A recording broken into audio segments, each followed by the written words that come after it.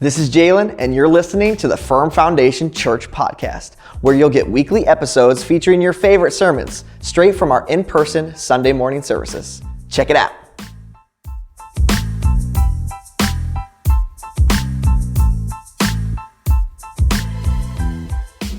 So today, we're beginning a brand new series. This is a series on the vision and the culture and the DNA of who we are as a church. And so the title of this series is called Living on Mission. That's the direction of where we're going for the next 3 weeks. We're going to talk about who God has uniquely called us to be as a church. And we're going to lay out some reminders of who we want to be and who He's called us to be. And so that's what we're going to be looking at over the next 3 weeks as we take some time to discover our greater purpose and we don't lose sight of who we are as a church. And so how many of you guys, just out of curiosity, enjoy action-packed movies? Action movies, all right? Most of the guys. I saw some girls. I'd love to see that. That's fun. Man, I love action movies. And for me personally, like the more action, the better. And so I've watched a whole lot of action films throughout my life. And so I think there's kind of this reoccurring theme that I see in most of these movies. You have this single character, this individual, and they're minding their own business. They're going about their mundane, everyday lives until something changes. Something happens. They encounter an evil. They encounter someone that's coming up against them. Something causes some change to happen in their life. And all of a sudden you see a hero that begins to emerge, that stands up to the impossible odds that are surrounding them, and they overcome whatever evil is trying to rise up against them. And so all of a sudden, these ordinary people are pushed to this place of doing something extraordinary, right? Extraordinary. And so we see them do that as they fight against that. And all of a sudden, they're kind of in this place of not just living their everyday lives, but they have a mission to accomplish. And once they accept their mission, they go from their ordinary lives to all of a sudden being heroes inside of the story. And so once they accept the mission, all of a sudden they have a new thing that they're now going after, and they're going to have to be fighting against someone, something, or some organization that wants to pull them down. And so these missions seem impossible. That's one of the storylines. Some of you got it. Mission impossible.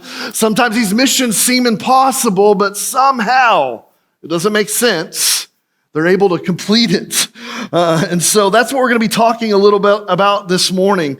Because when you see a hero that has a mission and a cause to fight for, something amazing happens. And I think this is so relatable to you and I. I've seen so many men and women who do not have a mission, who are just going through the everyday routines of life, and they're just surviving and getting by. But the men and women that I've observed that have a mission, that have a greater purpose and something they're going after, they tend to accomplish way more than the others that are just in this process of trying to survive and get by and look after themselves. But whenever they have a mission that's bigger than them, greater than them, and others focused, all of a sudden something emerges from their life and something begins to transform, and they're able to do something that does not make sense. And that's one of the main reasons why I think these action-packed movies and these films and these storylines, because I can kind of see myself in them. I may not be as cool as Tom Cruise walking away from a blast that's coming up behind me, but I feel like that sometimes, like, man, God, you've called me on a mission. I'm going to do whatever it takes to fulfill that mission. And so I want to encourage us to have that kind of vision in mind as we are living our everyday running around lives, that we are fighting to overcome the odds that are trying their best to drive us away from a God-purpose style of living. And so that's what He's called us to do. And so I believe that we are men and women on mission. We're called to live on mission. And so we need to ask ourselves, what are we living for? What is the mission that we have in mind? What are we going after? Are there injustices in our lives or around us that we're called to fight against? Are there needs around us that we are called to do something about? Do we see this life as a battleground or a playground? Those that see this life as a playground, I believe, are missing out on their calling as a follower of Jesus Christ. But those that see this place as a battleground are doing something effective for the kingdom of God and are about moving his kingdom forward. And so we as a church are at risk of becoming complacent, of becoming too comfortable. And we need to be reminded today that we are called to live on mission. So go with me to Proverbs 29, and we're going to look at verse 18. This is going to be a familiar passage that we've used before and we've talked about before, but I think this is so key anytime we're talking about vision and who God has called us to be. In the King James Version, it says, "Where there is no vision, the people perish, but he that keepeth the law, happy is he." You guys know I love the New Living Translation version. So here's the New Living Translation. It says, "Where people do not accept divine guidance, they run wild, but whoever obeys the law is joyful." And so here's what I believe this is speaking. Where there's no vision, guidance, there's no higher calling or mission or bigger picture that we're running after, then we get to this place of perishing, of where we're running wild and where we're stumbling over ourselves and missing out on what Jesus Christ has called us to do, which is to live on mission. In Isaiah 54, we find a prophetic word that is spoken over the future church that is a promise of increase, and a word that says there might be small beginnings, but trust me, I'm in the process of moving. I want you to get ready because something big is happening. Breakthrough is coming your way. And so it says in Isaiah 54:2, "Enlarge your house, get prepared, build an addition, spread out your home, and spare no expense." You see, in times of difficulty, we naturally tend to give up. We become complacent. Some of us even run away from times of difficulty because we think that's what's easiest. But God has called us to position ourselves, to press on, to go further. And so God is presenting you and I with some opportunities.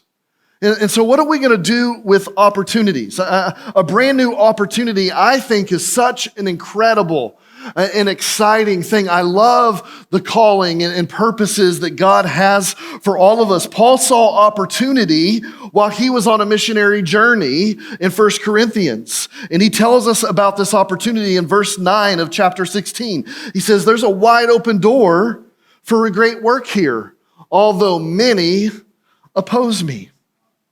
You see, I believe in this season of life that there are some wide open doors of opportunity waiting for us as a church. And he, for whatever reason, has invited us to be a part of it.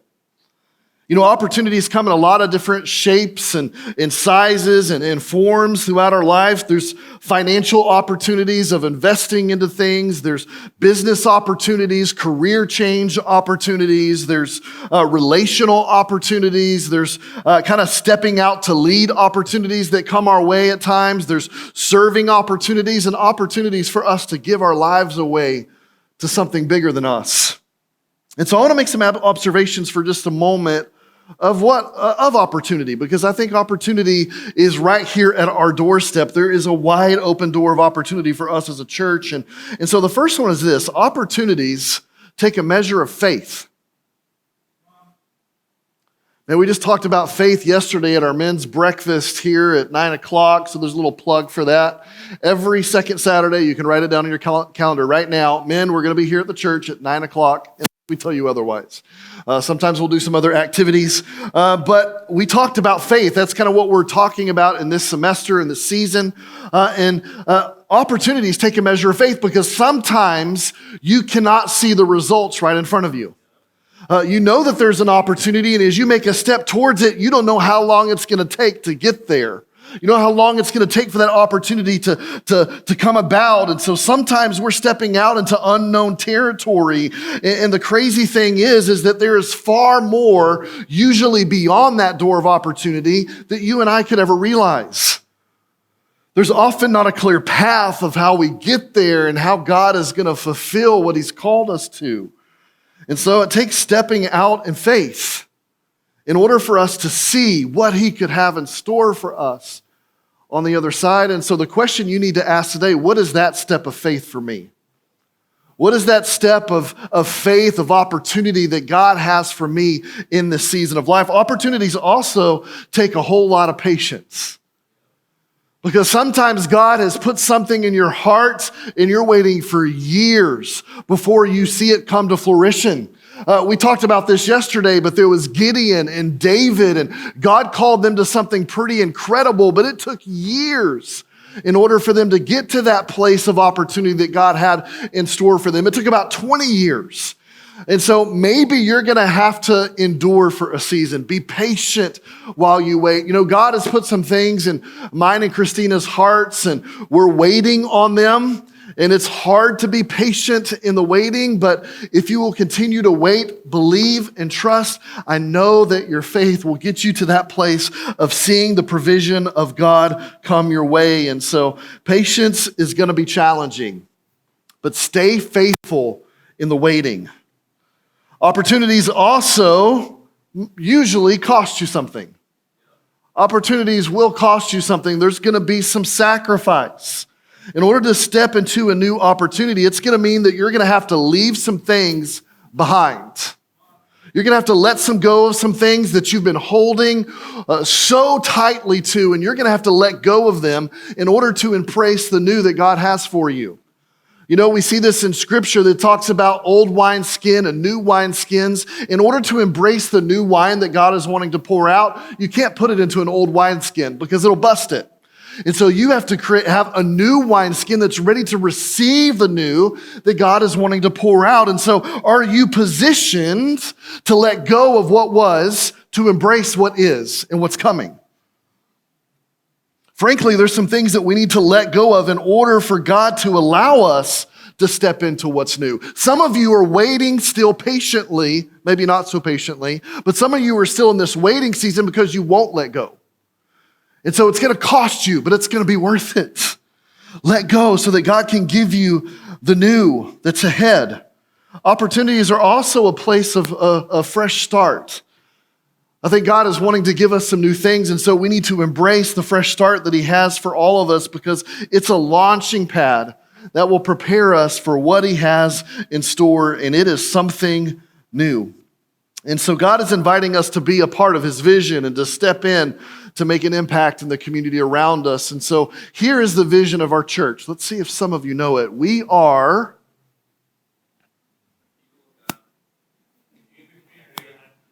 All right, this is why we have to go back and talk about vision. Because we, especially you, are quick to forget. I'm just kidding. I'm just hating on you. But we say this with me. We are the people of God in the community to impact the community. This is our vision as a church.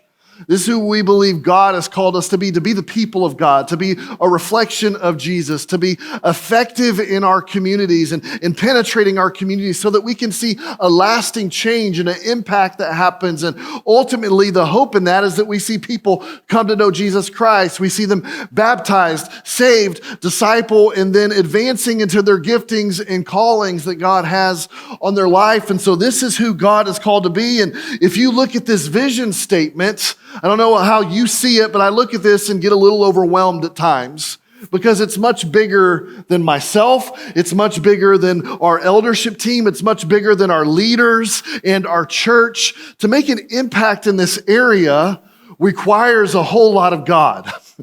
And it requires us to give up of ourselves and to sacrifice and to lean into the opportunities that he has for us. And for whatever reason, I've seen God's hand on this church. Man, there's so many different times we could have thrown in the towel.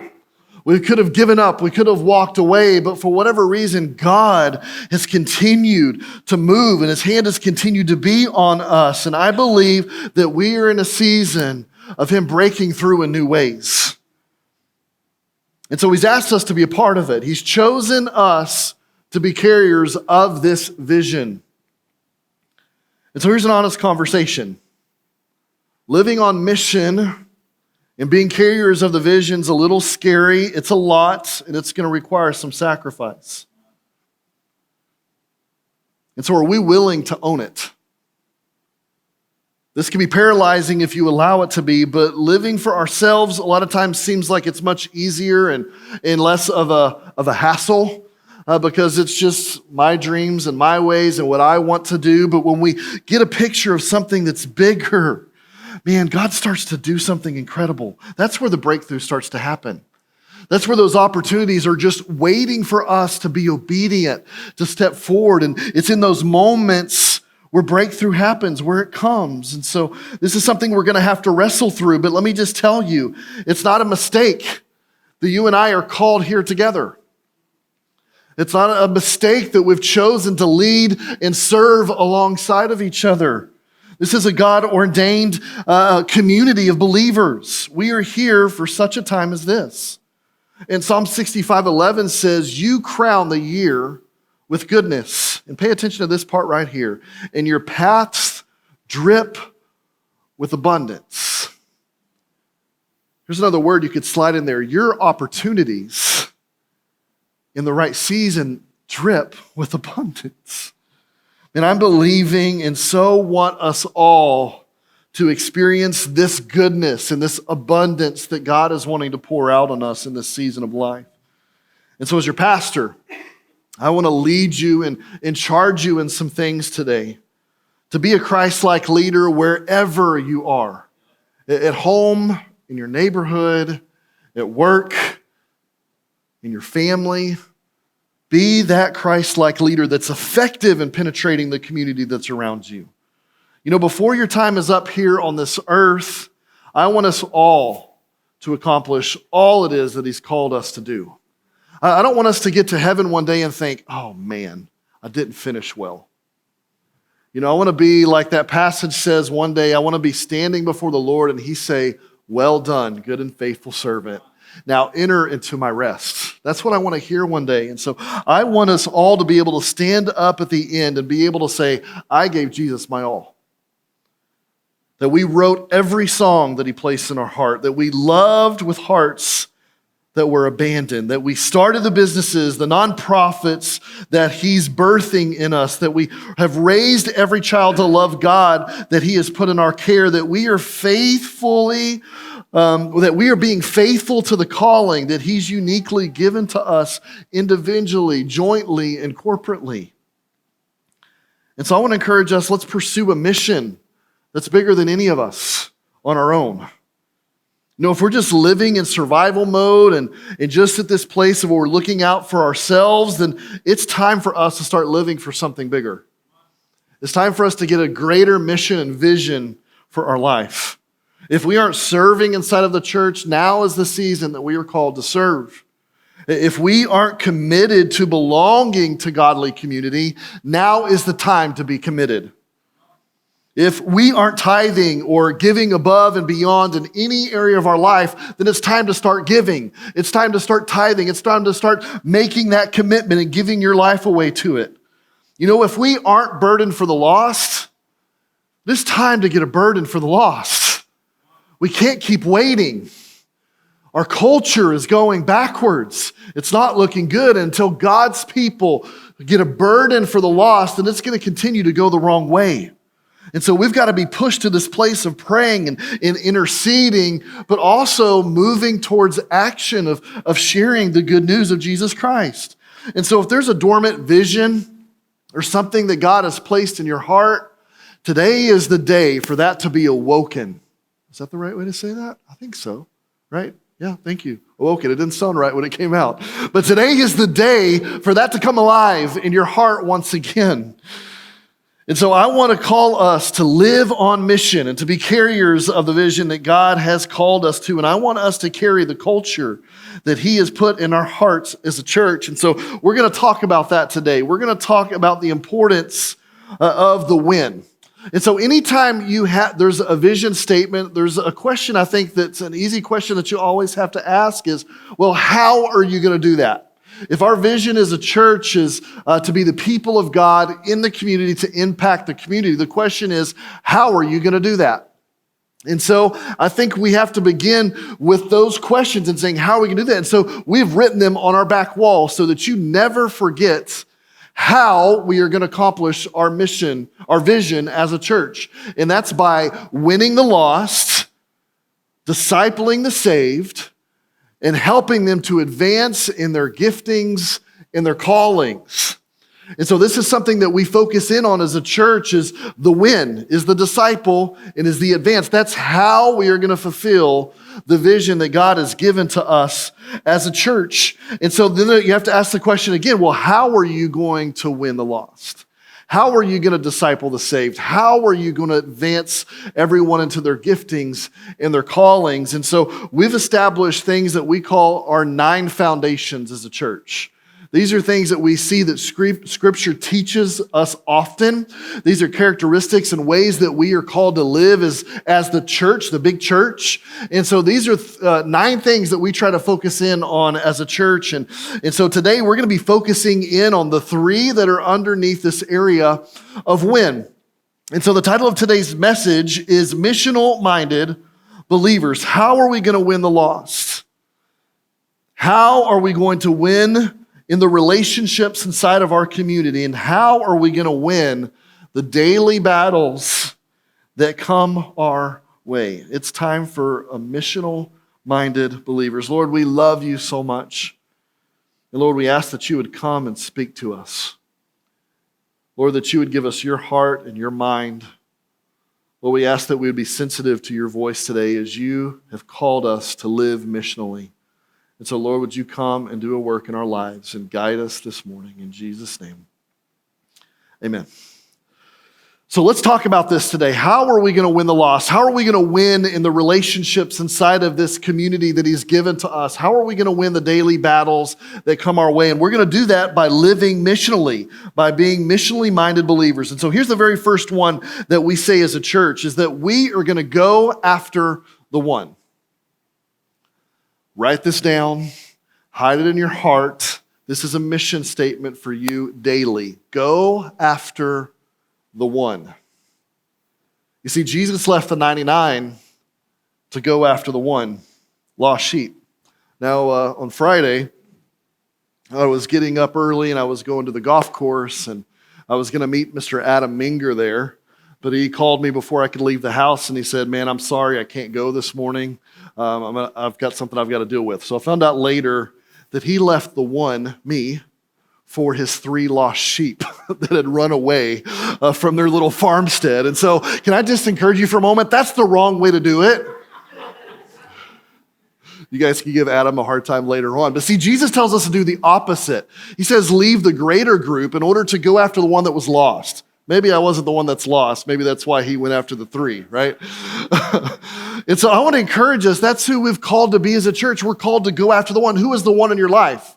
You're called to be intentional by taking the hope, encouragement, love, acceptance, and invitation to the ones in your workplaces, schools, universities, neighborhoods, and families.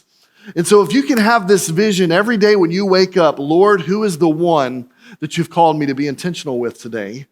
Then can I just encourage you for a moment? You're going to be a part of fulfilling God's call in your life.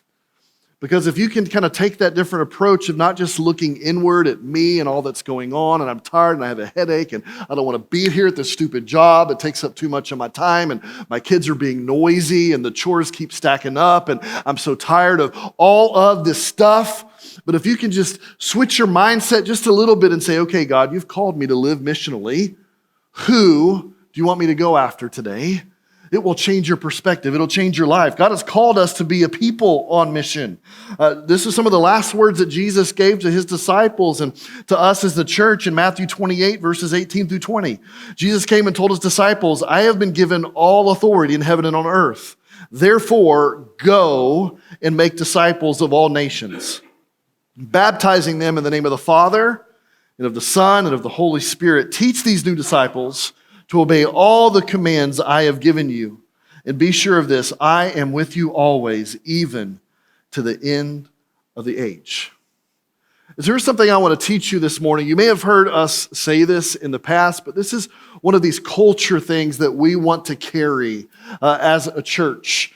There's two different types of people. There are people that are here I am type of people, and there are others that are there you are type of people. So I want you to write those two down. Here I am, there you are. And I'll explain the difference between the two here in just a moment. But here I am, there you are. We want to be a there you are kind of church, kind of people.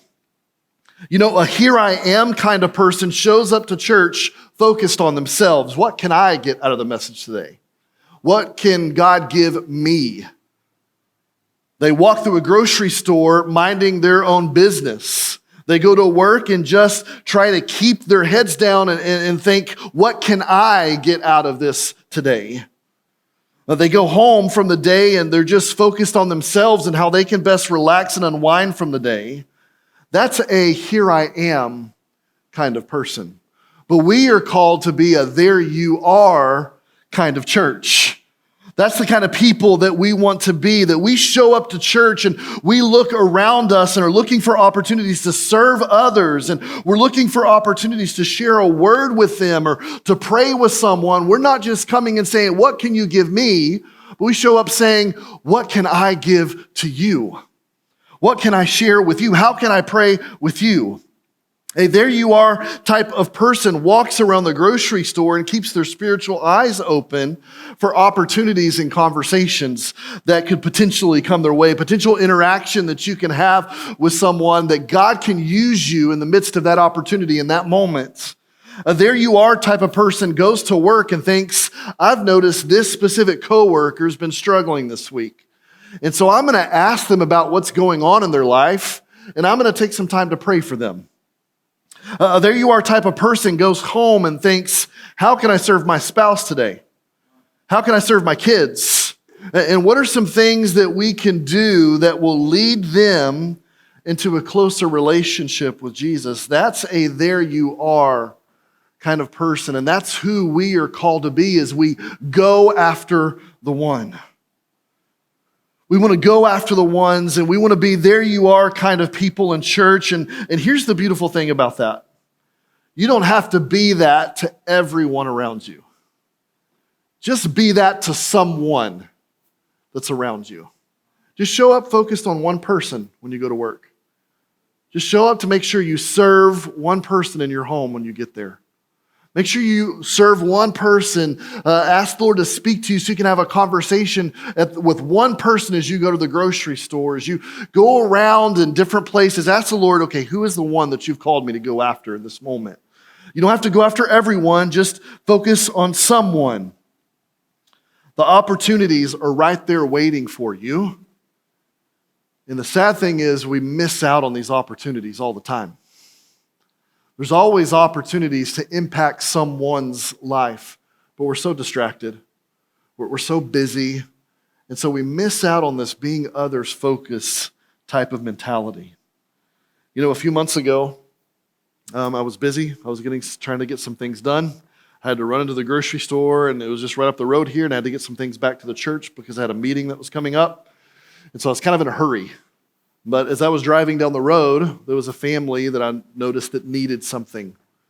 And so immediately I felt like the Lord says, I want you to do something for those someones. I said, okay, Lord. So I'm walking around the grocery store. I'm saying, what is that thing that I need to do for those someones? And so he gave me something specific that I needed to do for them.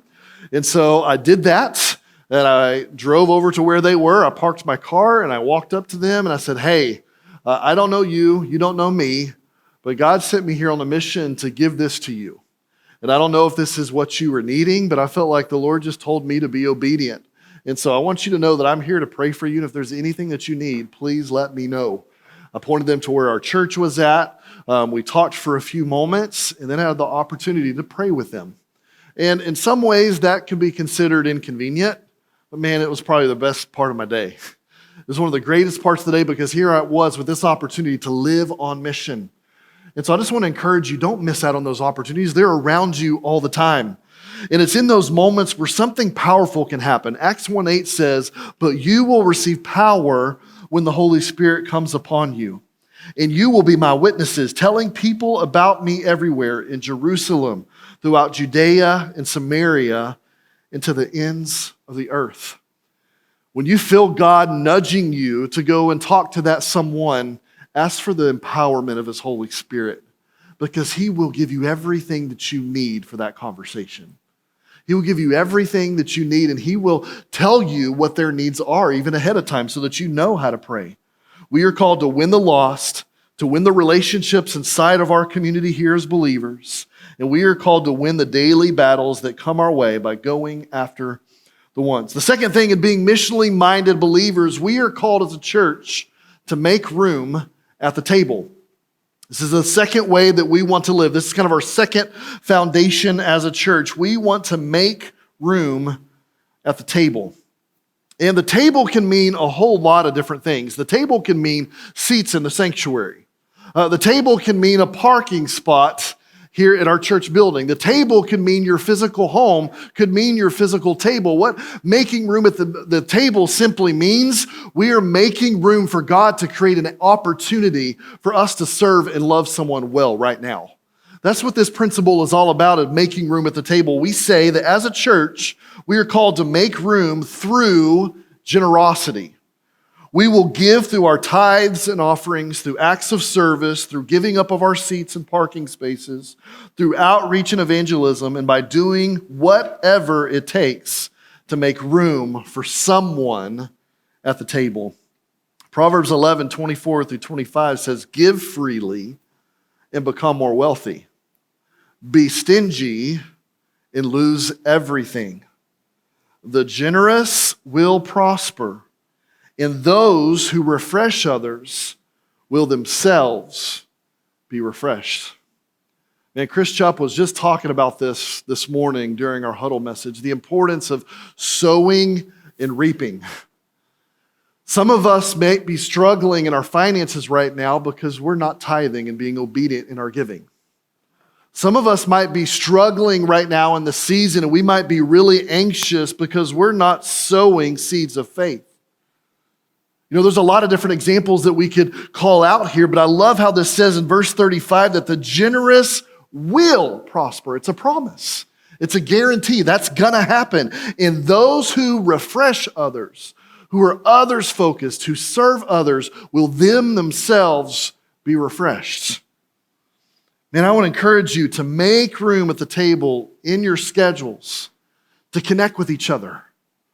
And I think this is something that's so important, and we see this modeled inside of the New Testament church. And so I want to encourage you to take once a month. Now, you have to be intentional about this, but set aside some time in your schedule once a month to invite another family in our church to your house for dinner. It can be inconvenient, but it's powerful. Because one of the things that we can see about the early day church is that they often took time and broke bread together. They fellowshiped with one another and they encouraged each other. Here's the thing that I know without a shadow of a doubt in my life. I need you and you need me. I need you and you need me. That means we've got to set some time aside to encourage each other, to help one another, to encourage each other. And so instead of saying it's all about me and being that type of person, that it's all about me and just waiting for someone to invite you over to their home, you invite them into your house first. Refresh others. Men, go out and grab coffee with each other. And I think it's so important that we connect on that personal level, because here's the thing. I can know you as a person on Sunday morning, but I really don't know you, and you don't really know me until we get together for an hour and just share about life and what's going on, and we can help each other and be there for one another and pray together. And so I want to encourage you, men and women, take time to do that. Once a month, have someone into your home. Once a month, get together with another man Women, get together with another gal and make sure you're taking time just to have some life conversations. We need to make this a priority in our life, to make room at the table in our time for each other. And so I want to encourage you to do that. You know, I'm so proud of several different men that are in here today that took some time aside last Sunday to serve the Chapman family. David and Sarah Chapman recently moved into their new home, and they're like, man, we need some help moving some big pieces of furniture. And so I'm so proud of you, those of you that showed up to help. That's something that we are called to do, is to serve one another, is to care for each other, is to look for those opportunities in the communities around us, because the lost need to be found. They need Jesus. And so we are called to step in and to make room for them and to help them overcome their daily battles and challenges. And so the way we do that is by what? Making room at the table. Thirdly, in order to be missionally minded believers, we need to be sharing the good news. Share the good news. Jesus Christ died and rose again so that we could be forgiven of our sins and have a relationship with him. And so we want to share this with those that God brings into our path. Psalms 96:3 says, publish his glorious deeds among the nations. Tell a few people. Read it. What's it say? Tell everyone about the amazing things that God has done. Are you sharing what God is doing? Or are you sharing about how awful your life is and how hard it is all the time? Now, get me for just a moment. If you're struggling, it's okay. We are called to be there for you. Please be open, please be vulnerable, but at some point you gotta turn the page. And you got to start publishing his good deeds and be thankful for his faithfulness and start sharing with others about what he's done and how he picked you up out of that darkest season in your life and now has gotten you to this place of being where you need to be at as a family, being where you need to be at as a wife or as a husband or as a son or a daughter. And now you begin to tell others about how God has been faithful. And so I want to ask you this question this morning. How has God been faithful to you? How? Tell somebody. Tell somebody about it. You know, during Vacation Bible School, one of the things that we make a big deal of is we take time to make sure we're paying attention to what God is doing around us, and that we call those God sightings. And we are teaching our kids to do this, but I think so often we as adults miss out on this principle. We can't look back and say, man, this is how God has showed up for me this past week, because we've been so busy.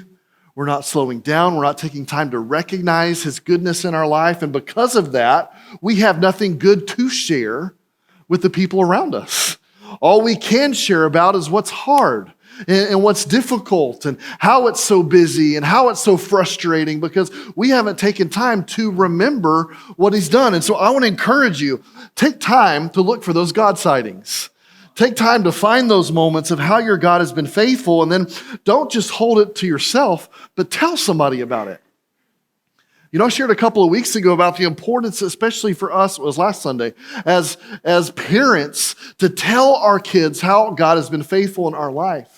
Because if we're not taking time to share with them and to set up this kind of Joshua stone as a place of remembrance, of saying, guys, we want you to know this is a miraculous way that God has moved in our life. And if we don't take time to show our kids that, then will they truly believe that there's a God that is wanting to work supernaturally in our lives? Or will they just see life as burdensome and difficult and heavy? We need to make sure that we are teaching those around us this principle of being grateful and sharing the good news about Jesus. Mark 16:15 says, and then he told them, go into all the world and preach the good news to everyone. And so here's what I want you to understand today. You have a story to share. You have a testimony. God is moving faithfully in your life, and so I want to encourage you, tell somebody about it. In order for us to be missionally minded as believers, we need to take time to go after the one, make room at the table, share the good news about Jesus Christ. And so now is the time. more than in any other season of our life. If we want to be positioned for where God has called us to be, it's time to start being carriers of this vision. It's time to start living in these ways. And so I'm calling us as a church to be focused on the win, to get a burden for the lost and to start doing something about it. Is to win the relationships inside of this community of believers, to go after these relationships, to be iron sharpening iron, to stand with each other, to pray for one another, to intercede on each other's behalf. Because here's what I know, you can't do it on your own, and I can't do it on my own. We need each other. So go after those relationships and strive to win in those relationships. Win the daily battles that come your way. Man, stop falling backwards. If you mess up, if you fall into another bad habit or sin pattern, get back up and keep moving forward. Man, God's grace is so much bigger than you could ever think or imagine. And so I want to ask you just to stand to your feet with me this morning as we close out our time together. As you're standing to your feet, I just want to invite you to bow your head and close your eyes. And I want you just to ask a question that we ask at the end of every single service. And we don't want to ask this question just as this is how we end the service, and so this is how we always do it, but we truly want this to be just a posture that we take every single week by saying, okay, now we're going to stop from the message, we're going to get quiet for a moment, and then we're going to invite the Holy Spirit to come and speak to us on a personal level. And so right there you're at, man, maybe you need to lift your hands, maybe you need to outstretch your hands so that you're in this posture of receiving, but whatever posture it is that you need to take, right there where you're at, say, Holy Spirit, what is it that you're saying to me?